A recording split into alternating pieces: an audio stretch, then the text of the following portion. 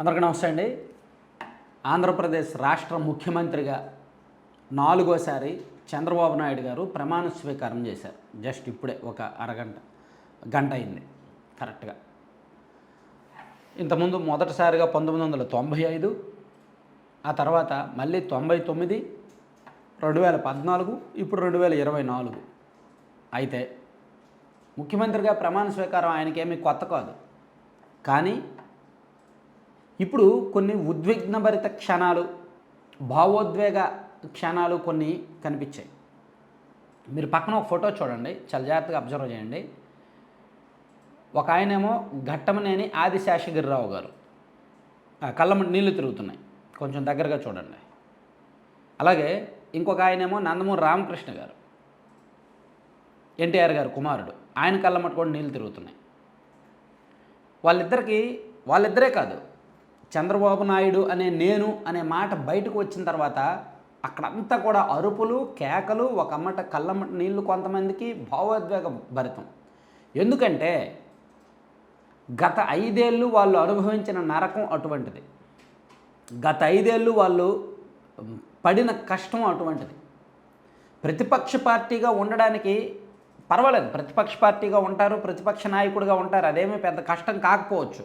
కానీ కక్ష సాధింపులు విపరీతంగా ఉన్న రాజకీయాల్లో అధికారంలో ఉంటూ అహంకారము, అధికార మదము విపరీతంగా ఉన్న నాయకులు అధికార పక్షంలో ఉన్నప్పుడు వీళ్ళు ప్రతిపక్షంగా ఉండడాన్ని ఇష్టపడలేదు. పైగా చంద్రబాబు గారు 52 రోజులు జైల్లో ఉన్నారు. 74 ఏళ్ల వయసులో 52 రోజుల పాటు జైల్లో ఉన్నారు. అనేక ఆరోగ్య సమస్యలతో జైలు జీవితాన్ని గడిపారు, చాలా ఇబ్బందులు పడ్డారు. సో చంద్రబాబు గారు అంతకుముందు అవమానాలు ఎదుర్కొన్నారు. తన కుటుంబ సభ్యులను, తన భార్యను అవహేళనగా మాట్లాడితే ఆ రోజు అసెంబ్లీలో జరిగిన డిస్కషన్ మీకు ఇప్పటికి గుర్తుండే ఉంటుంది. చంద్రబాబు నాయుడు గారు ప్రమాణ స్వీకారానికి ముందు ఆ అసెంబ్లీలో ఆ రోజు 2021లో అసెంబ్లీలో జరిగిన డిస్కషన్ ఇప్పటికీ ఎవరు మర్చిపోలేదేమో. అంబటి రాంబాబు గారు, కొడాల నాని గారు, వీళ్ళందరూ కూడా చంద్రబాబు గారి భార్యను, అంటే లోకేష్ గారి పుట్టుకను అవమానకరంగా మాట్లాడారు. అప్పుడు చంద్రబాబు గారు, ఇది కౌరవ సభ, ఇది గౌరవ సభ కాదు, నేను మళ్ళీ ముఖ్యమంత్రిగానే ఈ సభలో అడుగు పెడతాను అని చెప్పి ప్రతిజ్ఞ చేసి బయటకు వచ్చారు. ఆ ప్రతిజ్ఞ నెరవేరింది. అలాగే తను జైలు జీవితం యొక్క ఫలితం ఈరోజు కనిపించింది, అమూల్యం ఈరోజు కనిపించింది. అలాగే నారా లోకేష్ గారు పాదయాత్ర అయితేనేమి, పవన్ కళ్యాణ్ గారి త్యాగాలు, ఇవన్నీ కూడా కనిపించాయి. సో వాళ్ళకు ఒక్కసారిగా గత 5 ఏళ్ల నరకం కళ్ళ ముందు కనిపించిందనమాట. అందుకు ఆ ఉద్వేగ క్షణాలు ఇవన్నీ వచ్చాయి. సో అందుకే చంద్రబాబు నాయుడు గారి ప్రమాణ స్వీకారం ఈసారికైతే ప్రత్యేకమే. ఈసారికైతే మాత్రం ఖచ్చితంగా ప్రత్యేకమే. అలాగే పవన్ కళ్యాణ్ గారి ప్రమాణ స్వీకారం కూడా ప్రత్యేకమే. పార్టీ పెట్టి 10 సంవత్సరాలు అయింది. 2014లో అంటే పోటీ చేయలే. 2014లో పోటీ చేసిన పవన్ కళ్యాణ్ గారు 2 చోట్ల ఓడిపోయారు, పరువు పోగొట్టుకున్నారు. ఒక పార్టీ అధ్యక్షుడిగా, ఒక విపరీతమైన జనంలో విపరీతమైన క్రేజ్ ఉన్న హీరోగా, ఆయన సినిమా తీస్తే కోట్ల రెమ్యూనరేషన్, భారీగా టికెట్లు అమ్ముడిపోతాయి. అటువంటి హీరో, అంత క్రేజ్ ఉన్న హీరో, టాప్ హీరో, రెండు చోట్ల ఓడిపోయారు. పరువు పోయింది, అవమానకరం. పార్టీ పోటీ చేస్తే ఒక్క చోట మాత్రమే పార్టీ గెలిచింది. సో చాలా ఇబ్బందికరం, పార్టీని నడపడం కష్టమైంది. సో అటువంటిది అన్ని కష్టాలు పడి 10 ఏళ్ళ పాటు ఆటుపోట్లు ఎదుర్కొని, ఎన్నో ఇబ్బందులు, అవమానాలు అన్నీ ఎదుర్కొని ఇప్పుడు 100% స్ట్రైక్ రేట్తో జనసేన పార్టీ నిలబడింది.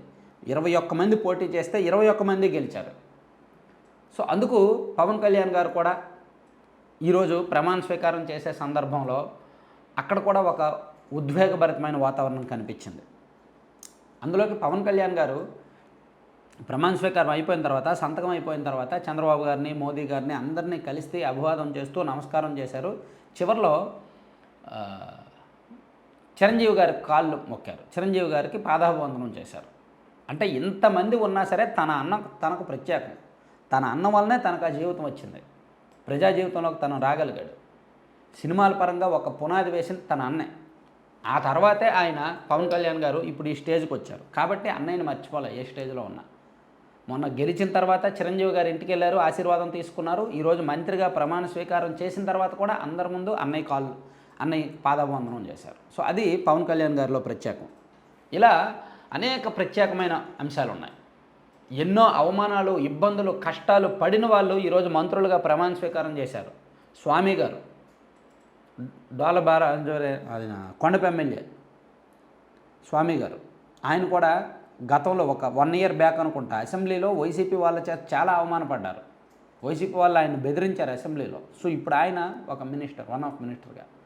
అలాగే రవికుమార్ గారు, పయ్యావుల కేశవ్ గారు, నిమ్మల రామానాయుడు గారు, ఇలా ఎన్నో ఇబ్బందులు, కష్టాలు, ఆటుపోట్లు ఎదుర్కొన్న వాళ్ళందరూ కూడా క్యాబినెట్లోకి రావడం ఒక రకంగా మంచి విషయం.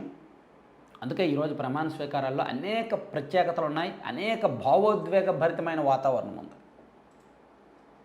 Thank you.